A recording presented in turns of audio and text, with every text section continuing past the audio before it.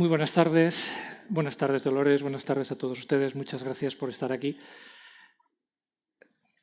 Creo que es obvia cualquier presentación, sobra, así que vamos derechos al grano, empezando por una forma de entrar, que es que hoy esperamos al diluvio, pero solamente en lo literario, porque hace un día espléndido de sol y nada parece indicar que vayamos a tener un diluvio. Estábamos hablando hace un momento, cuando subíamos para acá, de cómo en ese diluvio del que ella habla en su última novela, el agua, esta biblioteca la castigó seriamente, ¿no?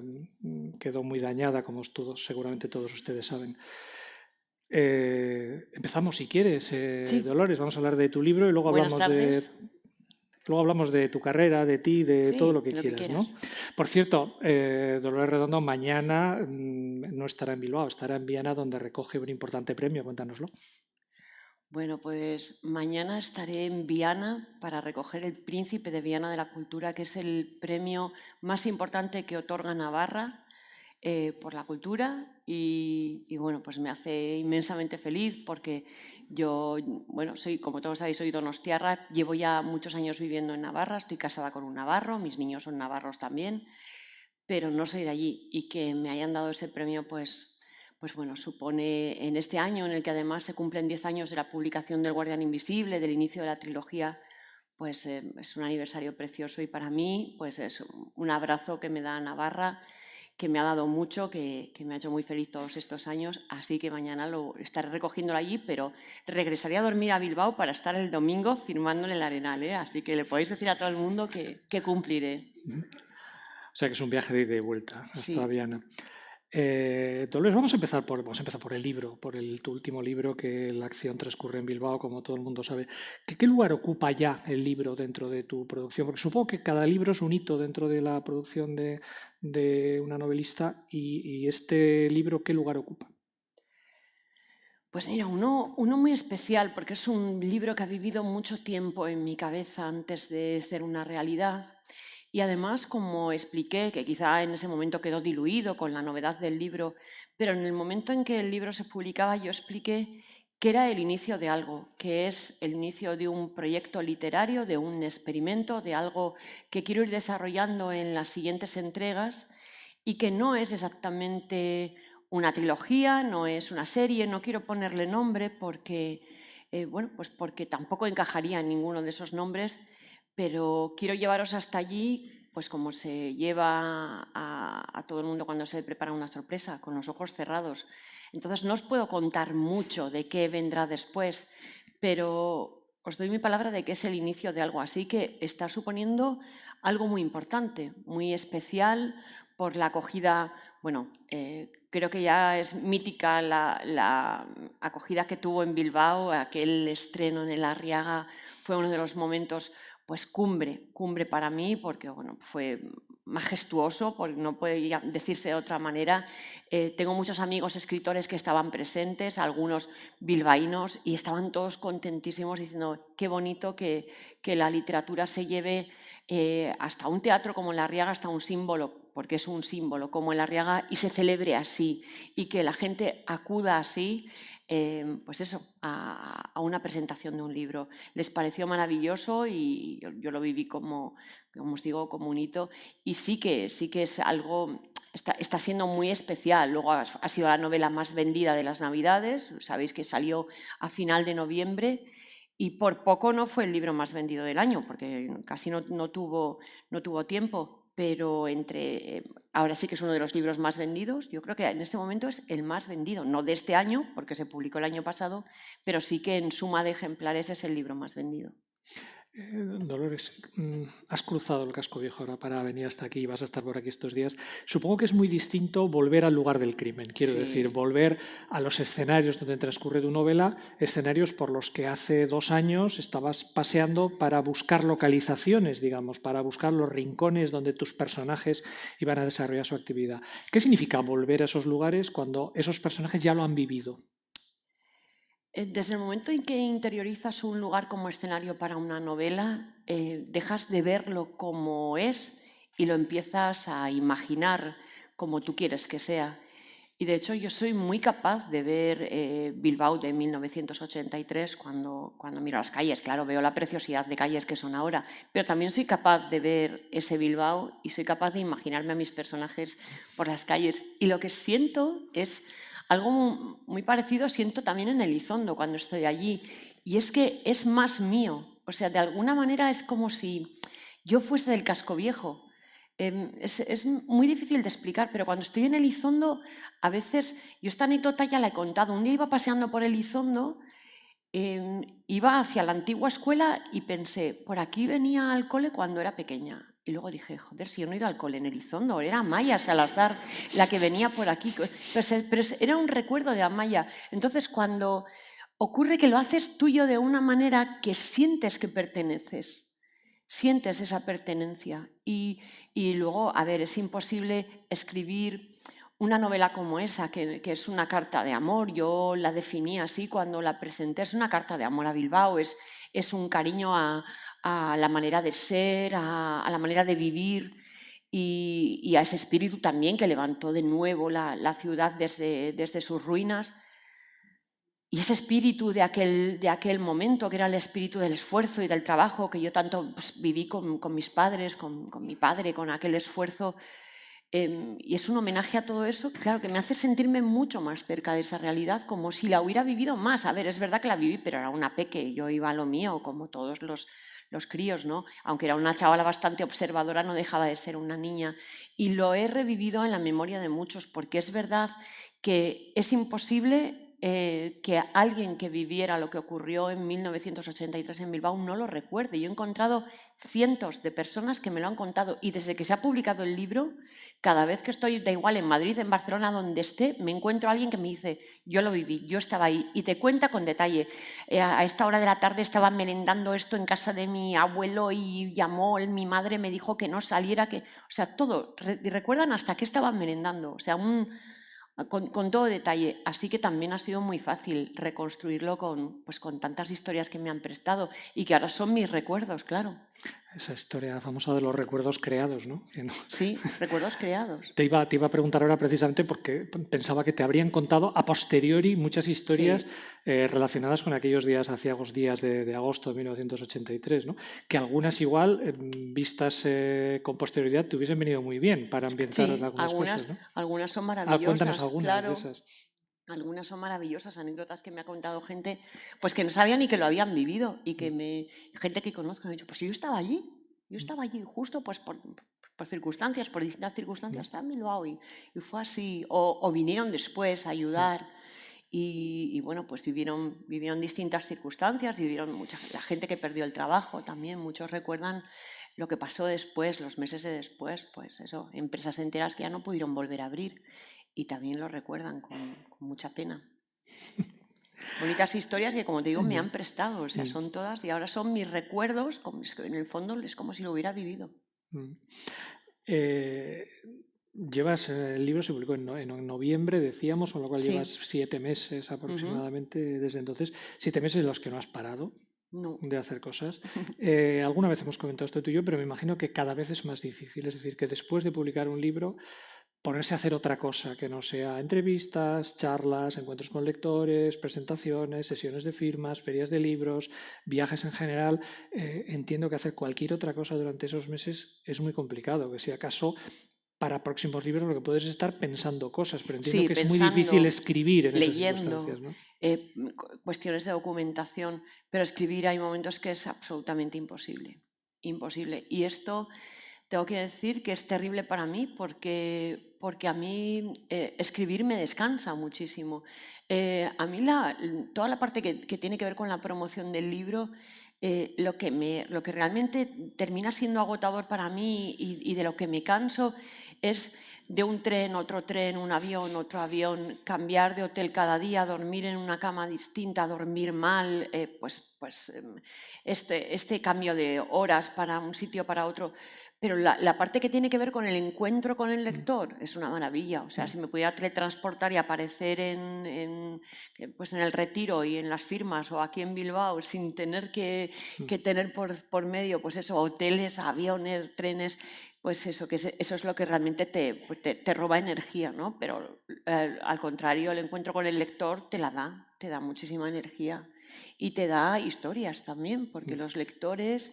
es verdad que yo a través de las redes sociales tengo comunicación con muchos de vosotros, seguro que muchos me habéis escrito y os he contestado, intento contestar siempre que puedo, pero es verdad que las redes sociales también dan pues para una felicitación, para un comentario pequeño, para una cosita más, una menudencia, pero en el momento en que se acercan en la caseta o durante una firma, que es un minuto, que tampoco es que tengamos mucho más tiempo, en ese momento en que te ves, surgen otras emociones y de verdad que es un momento de gran crecimiento porque el lector ahí te cuenta cosas, te cuenta en qué circunstancia han leído el libro, quién les llevó a esa lectura y hay veces que esas circunstancias en las que han leído o lo que les ha removido por dentro pues es doloroso o es emocionante o les ha hecho recordar o homenajear a alguien.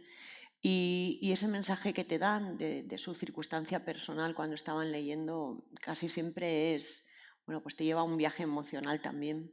Yo a veces llego al hotel después de las firmas y estoy, pues, bueno, es una mezcla de emociones, ¿no? Con todo lo que me contáis. Desde todas las felicitaciones y las peticiones de que no deje de escribir, de que escriba otra pronto, de que vuelva con un personaje otro, o la gente que te cuenta pues, que el libro le ha acompañado en una quimioterapia, o mientras cuidaba a alguien que ya no está, o que lo leyó mientras gestaba a su hijo haciendo un reposo y ahora te trae el bebé y te lo enseña. Y bueno, pues todas esas cosas te dan también un baño emocional que ese te lo llevas contigo, ¿eh? Eso es impagable. Te iba a decir, Dolores, que me imagino que es probable que te hayan pasado ambas cosas, ¿no?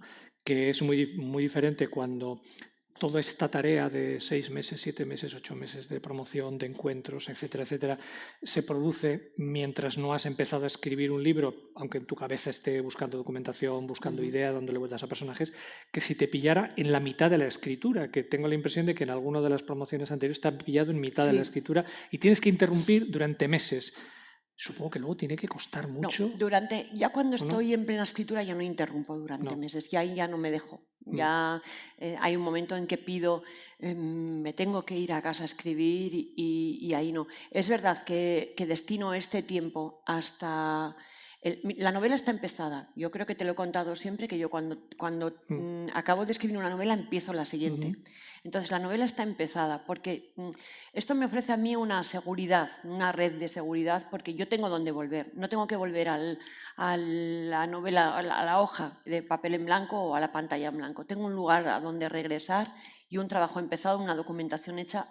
Entonces es mucho más fácil releer, refrescar todo lo que tienes y volver a engancharte al trabajo que empezar de cero, que empezar ahí que parece que hay un abismo. Entonces yo lo he hecho hasta ahora, lo he hecho en cada novela, me funciona y voy a seguir haciéndolo así, pero es verdad que cuando ya esté arrancada, que ahora en verano me voy a dedicar todo el verano a escribir, y en noviembre y en diciembre hay algún viaje internacional que tengo que hacer. Los viajes internacionales suelen ser más cortos, normalmente se va al evento, normalmente son 24 48 horas fuera y regresa rápido. Y es lo máximo que les cedo ahí. Pero ya el estar fuera tanto seguido, no, porque es que de verdad entonces perdería...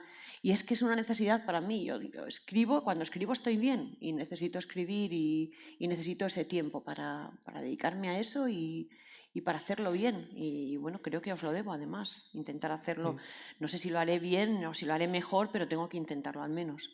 Oye, mientras estás en estas esperas, que a veces son largas, efectivamente, los personajes que hacen, porque tú tienes personajes que has sugerido ya que están por ahí a la espera, los personajes que hacen, los personajes siguen configurándose en tu cabeza, los personajes están viviendo episodios en tu cabeza, algunos de los cuales usarás en las novelas y otros no, porque entiendo que piensas muchas veces en situaciones, en escenas, en diálogos que luego finalmente no incluyes. Sí, muchos los descarto. Me imagino, ¿no? Entonces, ¿qué hacen los personajes en estos 7 meses que llevas? ¿Tus personajes qué hacen? ¿Qué comportamiento tienen? Llaman a la puerta todo el tiempo. están detrás de mí. Es como si me pidieran cuéntame ya, sácame ya. Y por eso hay un momento en que yo casi... mi marido que está aquí os podría decir que hay momentos en que casi estoy enfadada, en que digo, es que tengo que escribir ya, es que ¿cómo puede ser? Es que no tengo tiempo para escribir, es que necesito ya escribirlo. Y sí, ellos están mientras... Es cierto que esto a mí me sirve también porque nunca dejo de pensar en ellos y este tiempo también me sirve, pues, por ejemplo, para plantear, como dices, situaciones, escenas, conversaciones.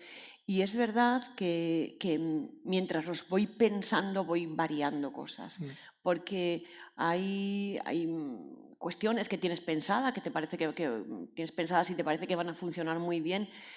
Luego cuando lo vocalizas, cuando empiezas a decir, pues hará esto, hará lo otro, y dices, no, pues no me cuadra y descartas. Creo que es parte, o por lo menos es parte de cómo se produce para mí, que para cada escritor se produce de un modo distinto, estoy segura.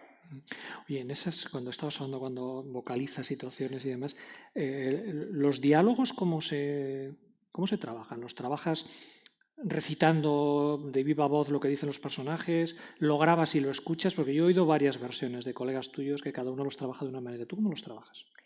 Pues ¿Qué tan complicados son los diálogos en castellano, según generalmente decís todos? los voy murmurando mientras los escribo, pero sí que los voy murmurando.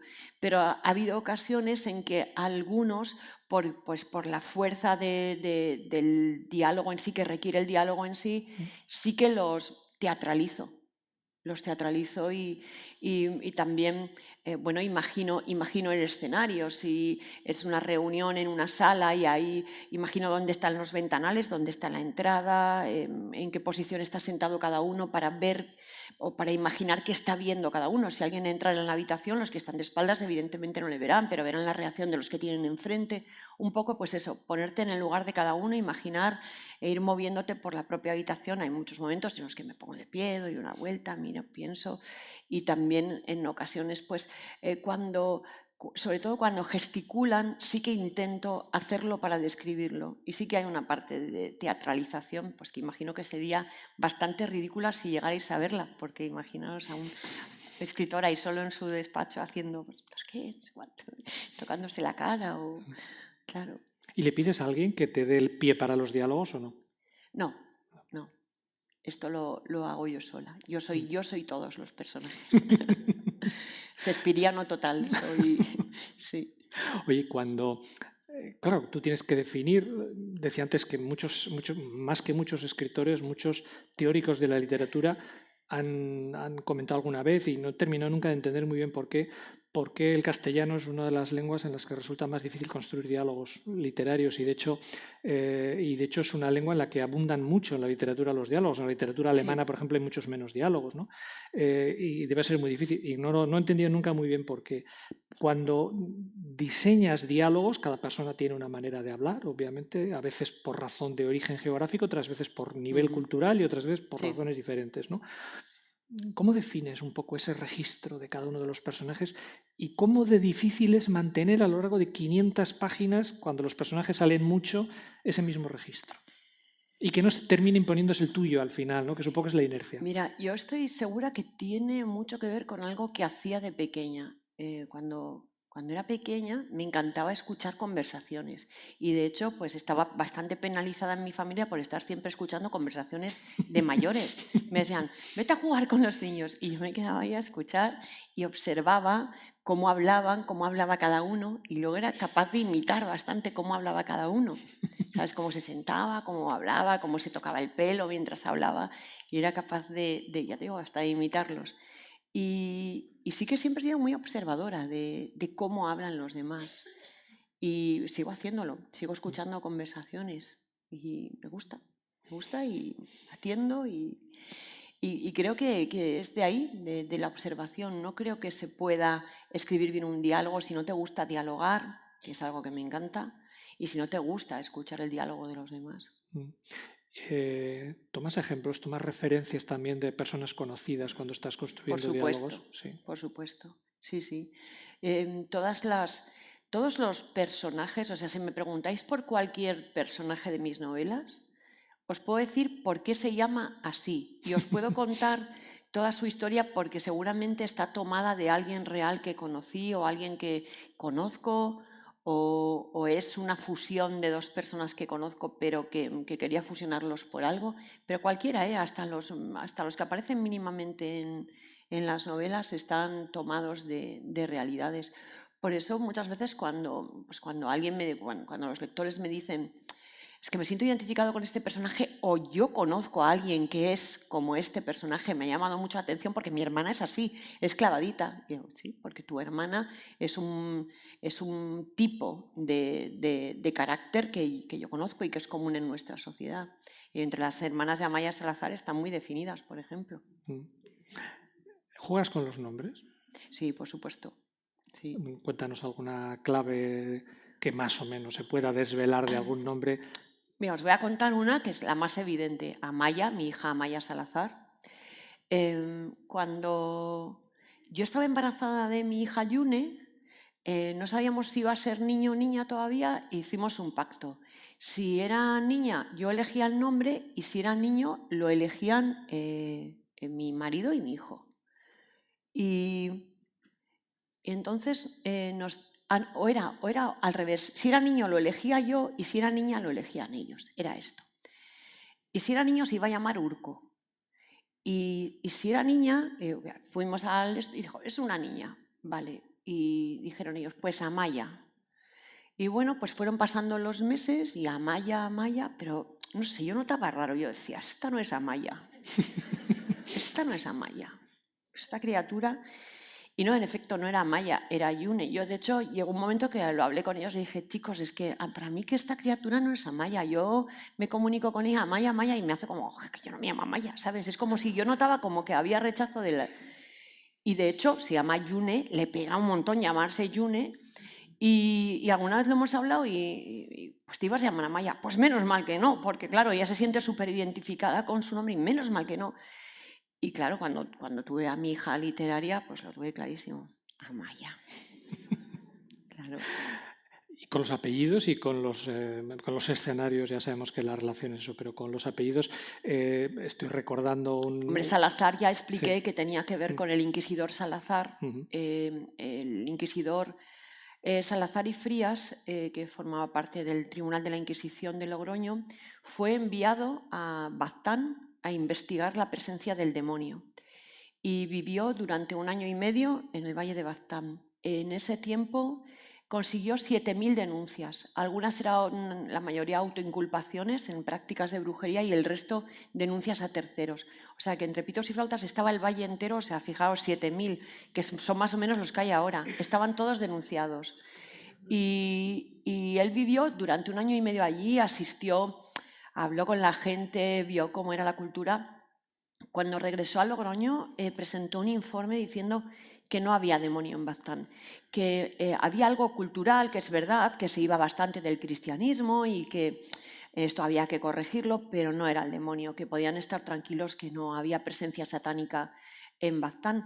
Y fue muy importante. A mí, yo quise rendirle homenaje porque gracias a la apertura de mente de este hombre y a este informe que presentó y al hecho de que fuera a investigarlo personalmente, no se fiase pues de lo popular, ¿no? De las creencias populares y fuera a presenciarlo, él llegó a estas conclusiones y se suspendieron las ejecuciones por prácticas de brujería. No las penas de cárcel, no los sanbenitos, no los juicios, pero por lo menos no terminó nadie más muriendo por pertenecer o sea, por ser brujo o bruja, ¿no? Sí que todavía continuó muchos años, por desgracia, la Inquisición, pero ya a partir... Me pareció que tuvo Salazar un espíritu más de investigador, más de policía que de un gran señor de la Iglesia, ¿no? Ir allí, investigarlo, hablar con la gente, interrogarles y llegar a conclusiones propias, me pareció pues eso, que se merecía un homenaje como alguien que por lo menos consiguió, bueno, llevarse bien con las brujas. Homenajeaste a esa hija a la que le cambiaste el nombre y al investigador que que es ella la investigadora en la novela, ¿no? Ya sé que a los escritores estoy pendiente de la hora porque vamos a reservar una hora para un tiempo para ustedes, evidentemente, y nos estamos acercando ya a la hora que habíamos hablado. Ya sé que los escritores tenéis tendencia a no hablar demasiado de los proyectos que tenéis entre manos, pero tú has sugerido algo al principio. Tienes unos personajes ahí abiertos, con destino abierto, tienes por lo menos 2 grandes personajes con destino abierto.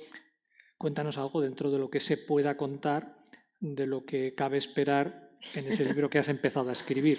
Como se nota que es periodista, no puede evitar... Tengo que preguntar algo que... Que es que no puedo, porque es que ellos esperan luego la sorpresa, ellos quieren...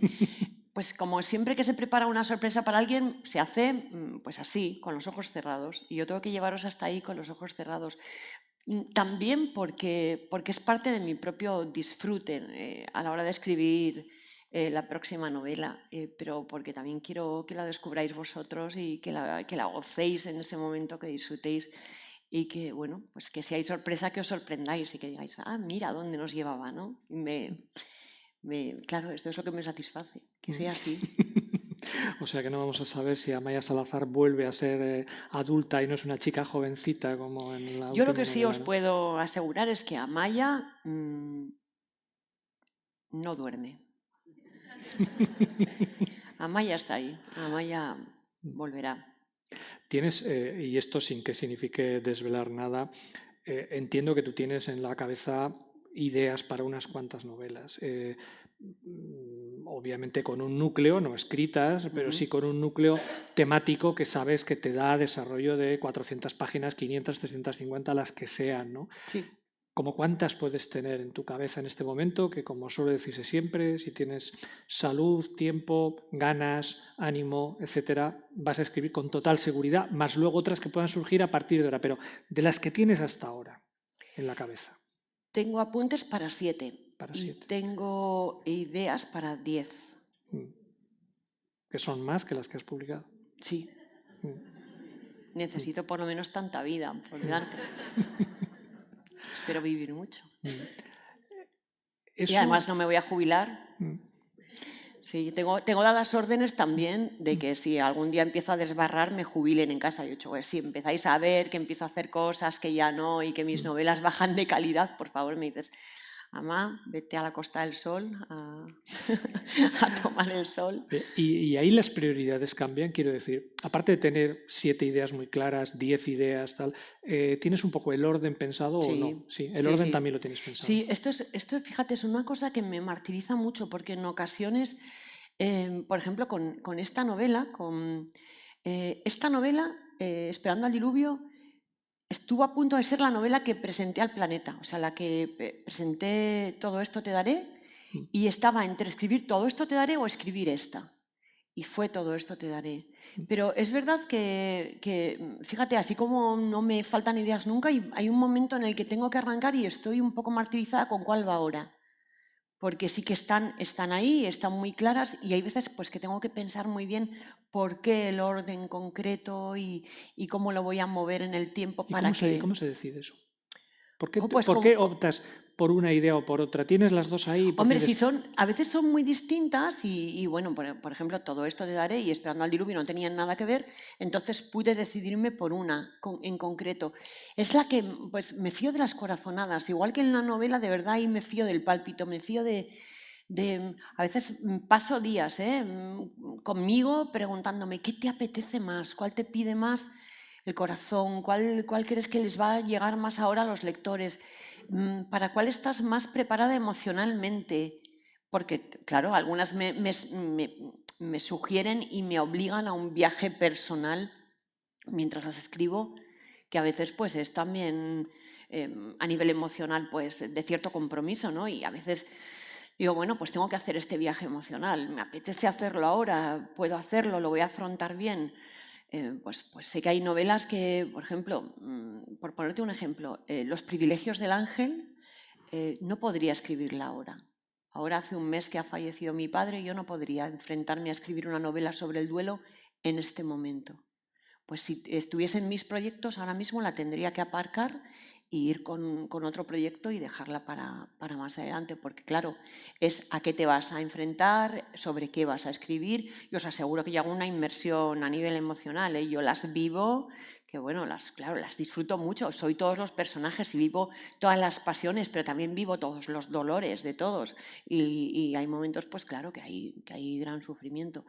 Y cuando son tan diferentes como en este caso eran estas dos, pues es eso, la que me pide el corazón. Pero en este proyecto en el que estoy ahora, en el que por lo menos hay tres, sé que serán por lo menos tres que tendrán relación entre ellas, también podía haber invertido el orden. Hay una que podía haberla adelantado y estaba empezada, de hecho, y la dejé y empecé a escribir Esperando al diluvio. Y la tenía bastante avanzada, ¿eh? Pero de pronto en ese punto dije, ya me descendió sobre mí el espíritu y por fin supe que no. Dije no, estaba después y estaba primero. Pero a veces esto es lo que más me tortura. Mira, nunca es qué escribir, es en qué orden escribirlo. Y en eso, salvo que sean proyectos que van encadenados y que necesariamente uno tiene que ir detrás del otro, cuando son muy distintos como estos dos que acabas de citar, ¿en tu decisión pesa más el tema o pesan más los personajes? Pesa más las corazonadas, como te digo. O sea, realmente tiene que ver con los personajes y tiene que ver con el tema. Pero es qué siento yo sobre esa novela y qué es lo que me pide más. Y de verdad que a veces paso días pensándolo, consulto a mi familia, consulto a mis editores. Pregunta a todo el mundo, pero ya sé que la decisión es mía, porque soy yo la que se tiene que encerrar luego con esa novela un montón de tiempo y tengo que vivir en ella. Entonces sí que lo pienso mucho, porque considero que tengo que estar realmente en comunión con lo que estoy haciendo. Tengo que estar muy entregada y muy convencida. Y en el momento, no puede ser que esté escribiendo una novela y pensando que me gustaría más estar escribiendo otra porque me apetece más.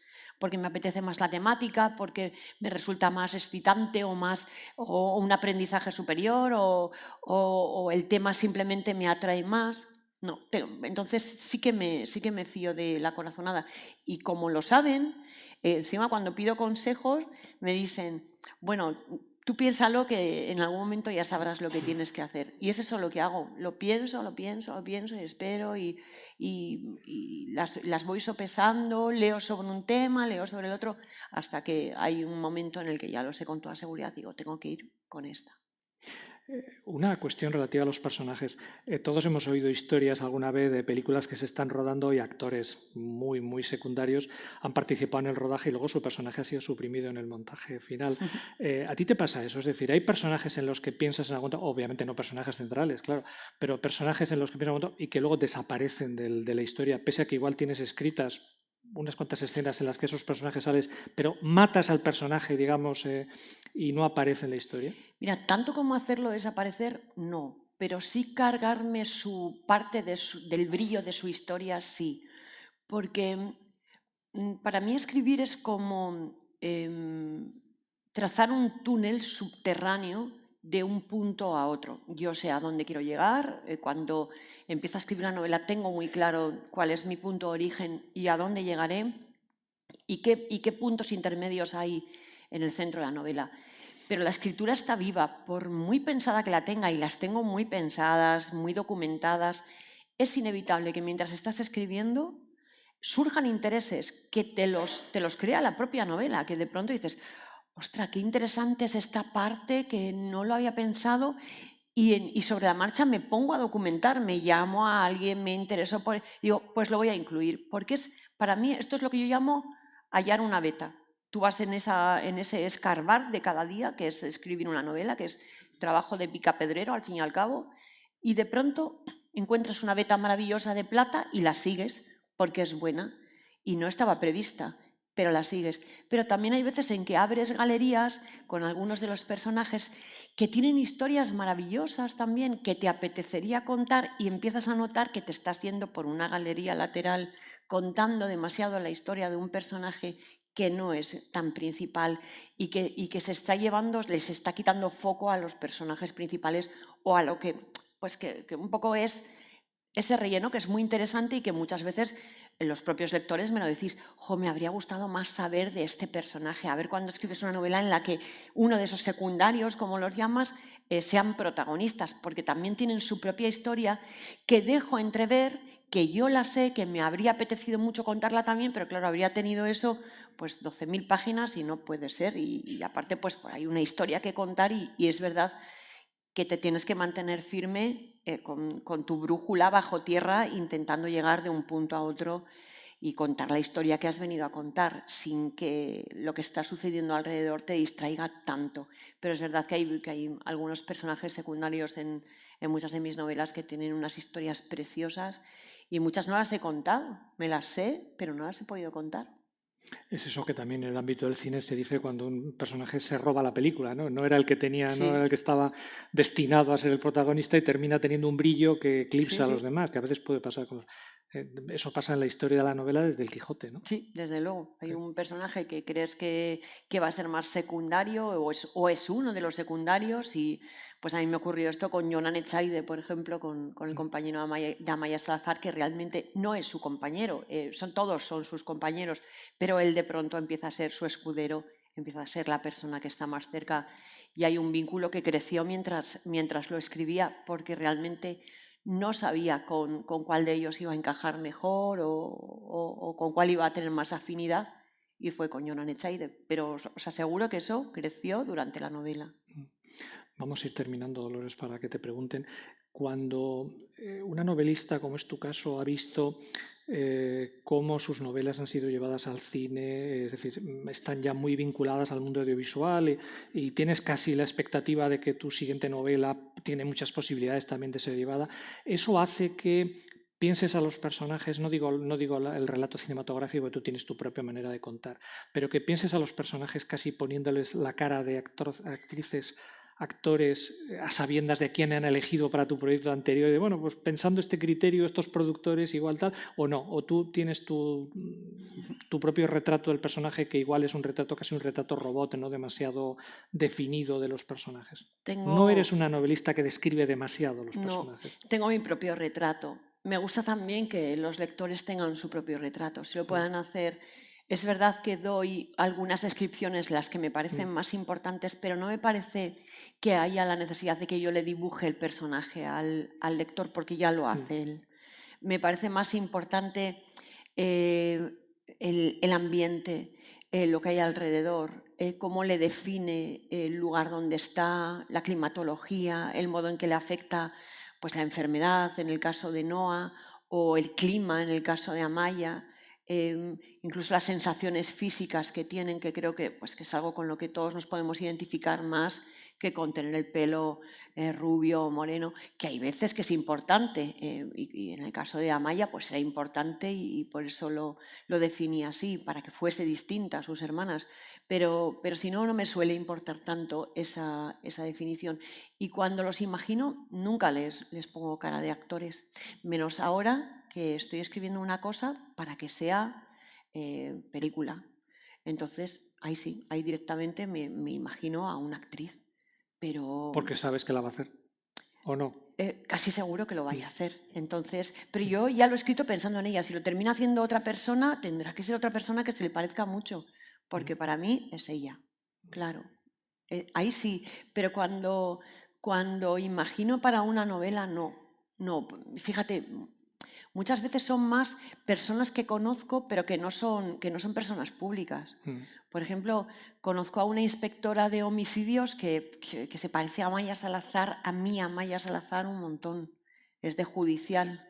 Y para mí esa chica es Amaya Salazar. Siempre que la veo pienso, ¿cómo se parece a Maya? Es esto. Más que la actriz que protagoniza. Sí, más que Marta Más que Etura, Marta Etura. sí, claro, porque yo la tuve primero. Y luego a la hora de imaginar, pues por supuesto no tengo límites y es como tiene que imaginar un escritor. Cuando Hice la trilogía de Baztán y después escribí La cara norte del corazón, ya veis, Luisiana, el huracán Katrina, destruí Nueva Orleans, o sea, más que Godzilla. Y me da igual, y si lo pueden hacer, que lo hagan, y si no lo pueden hacer, que no lo hagan. Yo, ahora que estoy escribiendo una cosa para que sea una película, que hagan una película, pero con una novela no tienen siempre por qué las novelas terminar siendo una película, no tienen por qué. No tiene que ser su objetivo siempre. Entonces tienes que ser absolutamente libre cuando escribes, igual que con esta de Bilbao. Esta ya le han salido novios, que yo les he dicho, a ver, como esto forma parte de un proyecto, esperemos a tener toda la consecución entera para que decidáis cómo plantearíais una adaptación cinematográfica. Pero ya les salieron novios, nada más publicarse la novela recibí pues 3 ofertas. Pero ya me decían, ostras, qué difícil, qué cosas más difíciles haces, porque claro, es Bilbao de los 80 y hay que inundar la ciudad y hay que destruirla y eso cuesta, o sea, a nivel efectos especiales y decorados, y yo, pero bueno, yo soy Dios, yo no tengo que preocuparme para nada de eso, yo construyo Bilbao y destruyo Bilbao y si queréis lo hacéis y si no, hay que ser libre. Cuando estás escribiendo te debes solamente a contar la historia que estás contando. ¿Qué pasa? ¿Qué voy a poner? No sé, una galerna en Zarauz en lugar de para que lo puedan hacer. Pues no, haré lo que lo que me pida el cuerpo que tengo que contar. Y tenía que contar las inundaciones de Bilbao. Pues hemos empezado con el diluvio, que hoy no va a llegar. Y esperemos que no. Esperemos Feria que del no, libro, que esperemos no que llueva. no, aunque la tradición de las ferias del libro requiere que haya lluvia, pero vamos a esperar que no sabemos de ello y terminamos esta parte de la conversación así y ahora llegan sus preguntas. Le ruego por favor que sean concisos en las preguntas para que podamos meter más en los minutos que tenemos reservado para ello.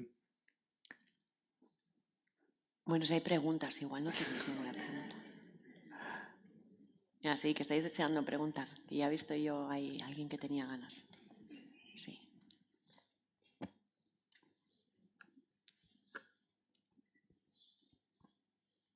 Sí, Hola. una pregunta. Hola, buenas. Hola. Que cuando leí el libro de Esperando el diluvio... Sin spoilers, ¿eh? No. Vale, porque igual algunos, es que esto lo aviso siempre porque es verdad que alguno puede estar leyendo o alguno lo empiece a leer ahora. No, es el primer capítulo. Vale. Cuando es toda la historia de que no encuentra al asesino desenterrando los huesos y tal, y escucha como un... pasa el primer capítulo, no, no ningún spoiler. Y escucha como tanto él como el asesino escuchan como un chillido, como un llanto, que luego cuentan que es la leyenda escocesa del fantasma. ¿Eso de dónde lo sacas? ¿De dónde sale toda esa imaginación del lamento de las víctimas?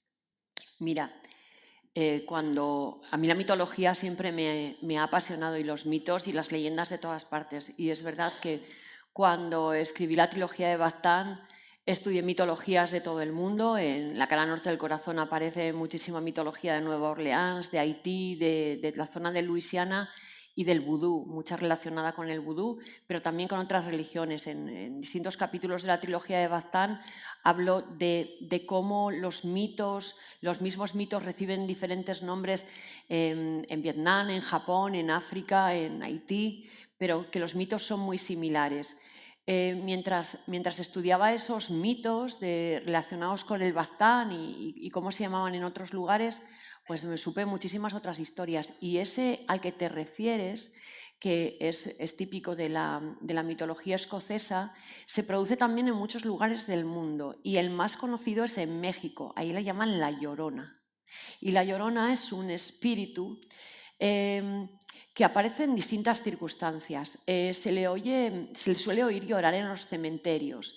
Hay gente pues, que dice que estando en el cementerio oyen un llanto muy profundo que proviene del interior de la tierra y casi siempre es una víctima que clama pues, por justicia, por lo que le ha ocurrido. Pero hay documentados casos bastante curiosos sobre personas que lo han escuchado porque habían sido torturadores durante las dictaduras, por ejemplo, en Latinoamérica. Y de hecho hay una película que se llama así, La Llorona, y creo que va de no estoy segura si ocurre con un torturador chileno durante el régimen de Pinochet, pero es un anciano ya y no deja de oír clamar a sus víctimas, a las lloronas, a un llanto profundo de mujer que fueron mayoritariamente sus víctimas, mujeres. Y es un mito extendido por todo el mundo. Es, al fin y al cabo, alguien que pide justicia. Una víctima mal enterrada, tirada en algún sitio, pues que todavía no ha recibido justicia y que llora. La suelen no escuchar generalmente las personas que le han causado daño o sus familiares para rescatarla. Muchas gracias. A ti. Aquí, por favor.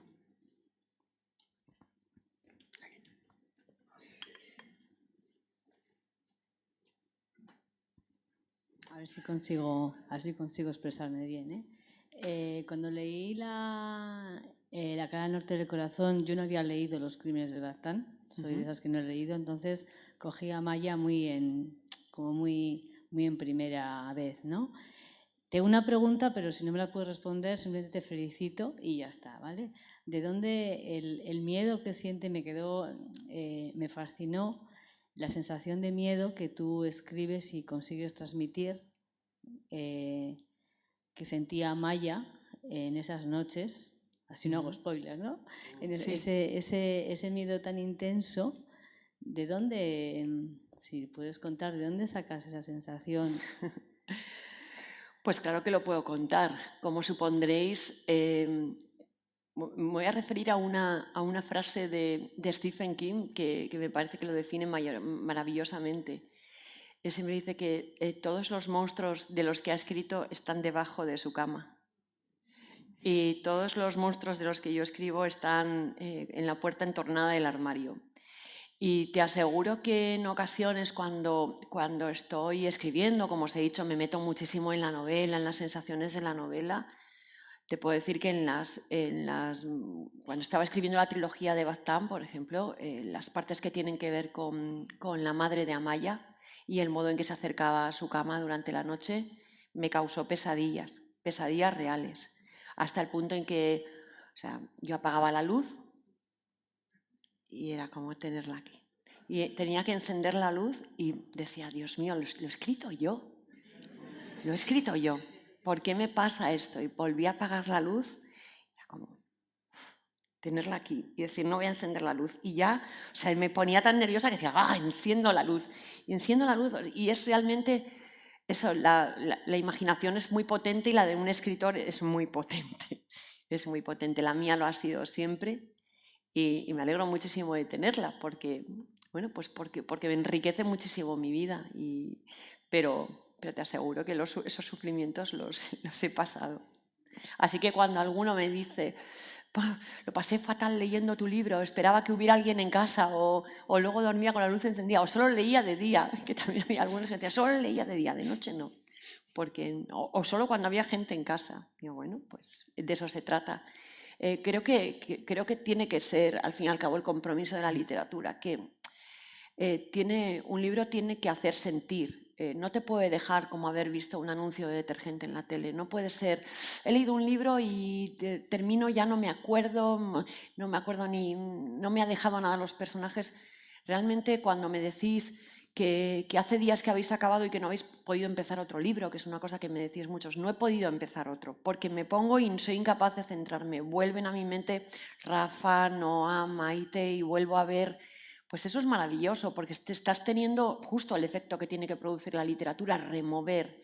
Y si pasas miedo, o si sientes angustia, o si te hace plantearte cualquier cuestión de tu vida, o si de pronto te ha traído a la memoria pues algo que ocurrió en tu familia o que ocurrió en el lugar donde vives, eso es literatura. La literatura tiene que mover, tiene que mojar, tiene que revolver. Ya te digo, si te lees un libro, libros para entretenerse también, libros para volar, para no tener miedo a volar, como me dice un amigo mío, esos libros que te tienen atrapado ahí para no tener miedo mientras vuelas. Vale, pero te tiene que dejar, tiene que mover algo.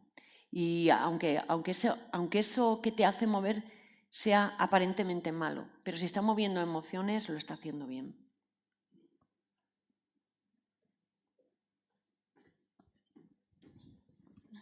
¿Más preguntas? Sí. Sí, a la hora de producir o de imaginar un libro, ¿cuánto tiempo dedica usted a la documentación? ¿Cuánto tiempo dedica usted a la escritura? ¿Lo hace simultáneamente o primero se documenta mucho, toma muchas notas? ¿Cómo lo hace? Yo diría que hay partes que se van solapando. Hay un momento en que tengo clara, primero, la historia, de qué va la historia, y en que voy definiendo a los personajes, voy sabiendo a qué se dedicarán, pues si tienen padres o no, cuál es su oficio, si están casados, solteros, cuáles son sus hobbies, cómo es su aspecto físico. Pero luego hay un momento en que ya voy necesitando documentación. César os contaba, hace más de 2 años que yo andaba por Bilbao, 2 años antes de publicar la novela. Preguntando cosas, buscando cosas. Recuerdo que estábamos en pandemia todavía y quedamos pues eso, con las mascarillas, y yo decía, es que necesito ver, necesito saber, y bueno, fue fundamental tirar de los recursos del periódico, desde las páginas de las primeras páginas del periódico de toda esa semana en la que transcurre la historia, hasta pues cuestiones que de pronto no encuentras, no están en Google, como cuánto costaba una pensión en 1983. Y volver a recuperar esa memoria de las cabinas telefónicas, de las monedas, de cuánto se necesitaba exactamente para hacer una llamada, o todos esos periodistas que estaban en la radio, que como sabéis tiene un papel fundamental, porque lo tuvo en el momento de la inundación, y en los días posteriores la radio fue lo único que siguió emitiendo y que siguió en pie. Entonces hay un homenaje y me sirve previamente para establecer relaciones entre los personajes, pero sobre todo quería homenajear ese momento de música y ese momento de ayuda que fue vital para la ciudad por parte de la gente que hacía radio. Entonces, claro, es todo, es dónde estaba y dónde estaban los 40 principales y quién trabajaba y cómo era el estudio y claro, querer meterte en todo, saberlo, cosas que luego no aparecen, pero que el escritor tiene que saber, pues como una necesidad, no sé. Yo siempre siento que tengo que estar perfectamente documentada y saberlo, aunque finalmente no vaya a aparecer en la novela. Entonces, claro, hubo muchos paseos y hubo muchas preguntas y hubo muchas llamadas y hubo mucha documentación y hubo mucho enredar a muchas personas porque, como digo, estábamos en pandemia, había momentos en que yo no podía venir y bueno, pues era a través de otras personas y movilizamos a mucha gente. Oye, pues ¿conoces a alguien que tuviera una pensión en 1983 en la parte vieja? Y para que nos dijeran exactamente pues eso. ¿Y qué bares estaban abiertos? ¿Y dónde iba la gente? Y bueno, que como sabéis había, bueno, los que hayáis tenido la suerte de vivirlo, ¿cómo era esta ciudad? Qué vida, qué pasada. Mira, si pudiera pedir un deseo, me iba una noche de ese, antes de la riada, pero me iba una noche de juerga por Bilbao. Qué maravilla, qué ambiente y cómo se lo pasaba a la gente y cómo se movían de un ambiente a otro con tanta facilidad, de un bar totalmente alternativo a un sitio súper pijín, a otro sitio mucho más popular y todo el mundo se lo pasaba muy bien. Maravilloso eso. Sí, al hilo de lo que estás diciendo ahora, de las localizaciones que veías, yo siempre me he quedado aterrada con todo lo que contabas en la novela y todo eso, hasta sentir lo que tú dices, pues hasta miedo. Pero yo que he conocido la caseta del Campo Volantín por dentro, ¿cómo localizaste eso? Pues paseando y mirando, pero mirando con esos ojos, porque te aseguro que cuando estás documentándote no miras la ciudad con solamente lo que se ve, miras también al pasado, a lo que había antes y claro, investigando de quién es esto, desde cuándo está ahí, quién lo cuida, quién lo mantiene, que es muy misteriosa esa caseta, que sepas, sigue siendo un misterio, ¿sí? Mira, te voy a decir que era de un tal Chomin, que era botero. Sí, hasta ahí lo sabía. Sí, pues pero ahora, ¿quién la cuida? ¿Quién cuida los geranios ahora? Nadie. Sí, sí, o sea, yo creo que periódicamente se publica cada 2 o 3 años un artículo en el periódico de ¿quién cuida los geranios de la caseta? ¿Eh? Sí, sí, la caseta está cuidada, está mantenida, está pintada y están mantenidos los portillos, las puertas, está todo en buen estado. Y bueno, yo he visto algunas fotos que, ¿no?, a partir de publicada la novela, pues gente que va remando y que se ha acercado y le ha hecho fotos y está muy bien, está en muy buen estado. Bueno, pero ya te digo, cuando estás imaginando una acción como esa, tienes que irte primero a imaginar cómo era la ciudad entonces, pero a verla con otros ojos, a verla, pues eso, con los ojos de John Biblia, porque claro, pues tengo que pensar como John Biblia también. Hola, buenas tardes. A ver, ¿Dónde estás, perdona? aquí. Sí.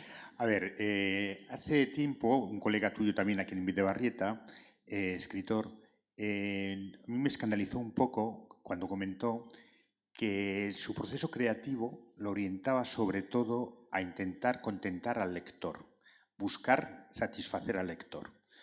Entonces, la pregunta que te quiero hacer a ti es, ¿en qué medida el mercantilismo de la literatura te puede influir en tu proceso creativo? A ver, ya sé que en el tema de distribución y el tema de promoción, sí, eso es indudablemente, pero a mí me importa sobre todo el momento de la creatividad. Gracias. Bueno, pues no sé quién sería ese autor, pero pobrecito, porque si tienes que estar... Mira, yo siempre hay una diferenciación que hago y es la de autor y escritor. Autores somos todos los que tenemos la autoría de nuestra obra, todos somos autores, pero solo algunos son escritores. La diferencia entre un autor y un escritor es que el autor puede elegir sobre qué escribe. ¿Y cómo lo hace? Pues va a las listas de éxitos y suelo poner este ejemplo. Ve Patria y dice, joder, pues voy a escribir yo una novela también sobre ETA, que de esto sé mucho, sé escribir, puedo escribir sobre esto.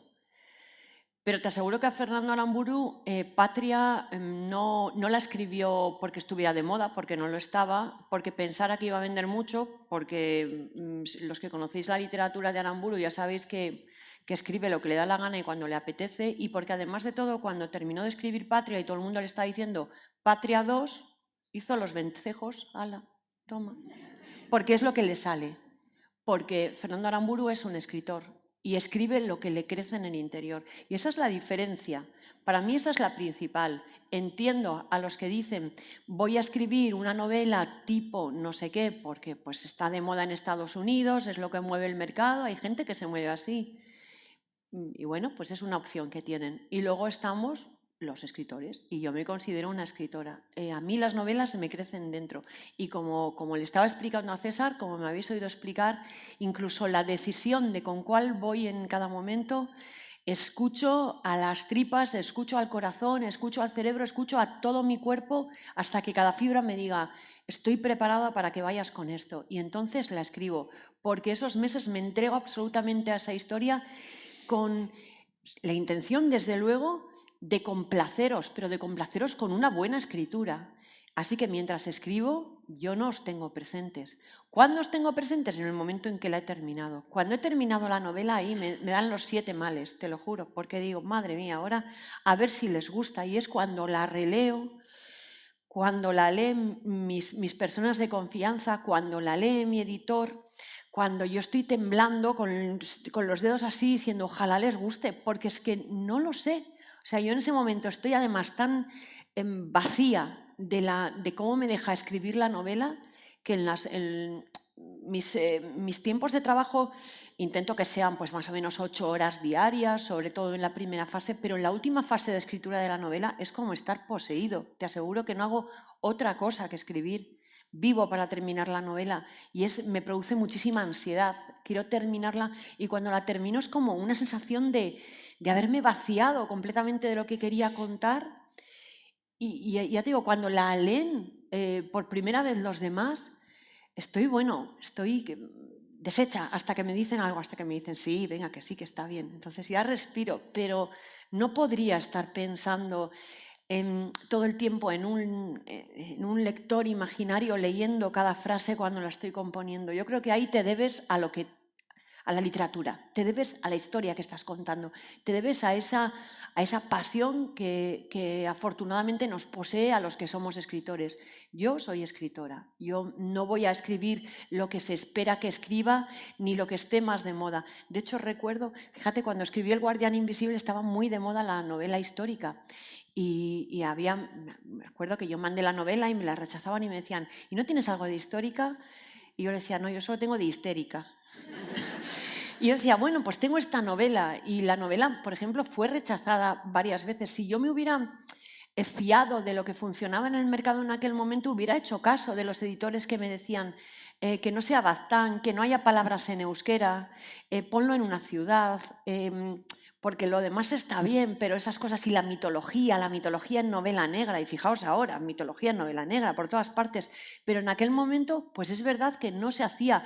Lo hice y me alegro muchísimo de haberlo hecho y de no, pues eso, de estar poseída por una novela y realmente haber apostado por ella. Así que yo soy escritora. Espero que esté satisfecha tu pregunta. Y pobrecito, el que a mí me daría mucha tristeza tener que estar pensando ahora, no sé, tener que escribir una novela como alguien porque está funcionando eso. Si les parece, tendríamos tiempo para una pregunta más, que igual por allí. Muy bien. Hola, yo como lectora... ¿Dónde estás? Ah, hola. Hola, yo como lectora también a veces estoy poseída y con tus novelas me ha ocurrido. Y hay una cosa que siempre me he preguntado y es, yo me imagino a los personajes, no me quiero imaginar cuando una escritora los escribe. Entonces, ¿cómo es el paso al cine? ¿Cómo lo lleva una escritora? Porque a mí hay muchas veces que no me gustan los personajes que eligen para las películas, porque yo me los he imaginado de otra manera. Claro. No les pongo cara, pero me los imagino de otra manera. ¿Cómo lo lleva una escritora que los ha dado luz? Aunque no te pido que digas nombres ni que este me gustó y este no, pero ¿se puede opinar? ¿Hacen caso a la persona que les ha dado vida? ¿Cómo va? Hacen caso, pero es verdad que te puedo decir que el impacto, por ejemplo, con la primera adaptación, que fue El Guardián Invisible, para mí fue tremendo, Y lo pasé mal, inicialmente lo pasé mal, pero lo pasé mal ya antes de conocer el casting, con el guión. Con el guión ya había cosas que entendía que traicionaban en la novela, yo decía... los lectores se van a enfadar con esto porque esto es una traición. Y es verdad que discutí muchísimo con Fernando González Molina y conseguí que cambiaran muchas cosas. Él me entendió y afortunadamente, aunque Fernando es un tipo muy temperamental y tiene mucha fuerza, se parece mucho a mí, es verdad que coincidimos en que los dos queríamos hacer algo importante y en ese momento yo vi que él me respetaba y yo le respeté a él también. También te puedo decir que creo que todas las personas a las que les adaptan una obra propia al cine deberían acercarse al rodaje y estar cerca. Una para intentar, evidentemente, dar lo que puedas, colaborar en lo que puedas, también si te dejan, que hay casos en que sé que no, pero sobre todo por valorar desde cerca el trabajo de los que hacen cine. Porque ocurre una cosa, hay algo que he aprendido con las adaptaciones cinematográficas y es que lo único que es mío es la novela y que como te lo has imaginado tú o como me lo he imaginado yo o como se lo ha imaginado cualquiera de los que está aquí, es imposible hacerlo. Es que no hay productora en el mundo que pueda hacer una peli como te la has imaginado tú, porque la tuya es maravillosa, es perfecta y eso no lo van a poder hacer. Pero fuera de eso, es verdad que tienes que admitir que en el momento en que estás cediendo los derechos para que otros lo adapten, ya no van a hacer tu obra, van a hacer otra cosa. Y son 200 personas directamente y otras 500 más subsidiarias que trabajan en una película. Son más o menos entre 700 y 1000. En mis 3 películas unas 1000 personas. Imagínate, 1000 personas poniendo su granito de arena.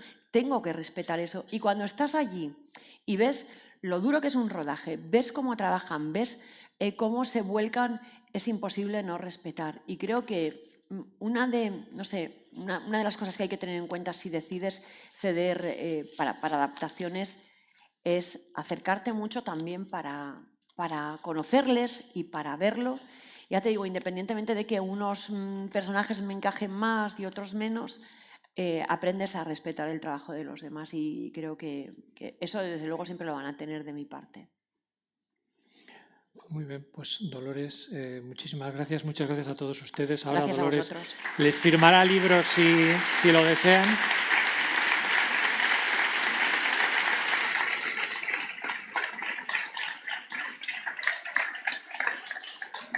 Gracias, César. Muchas gracias.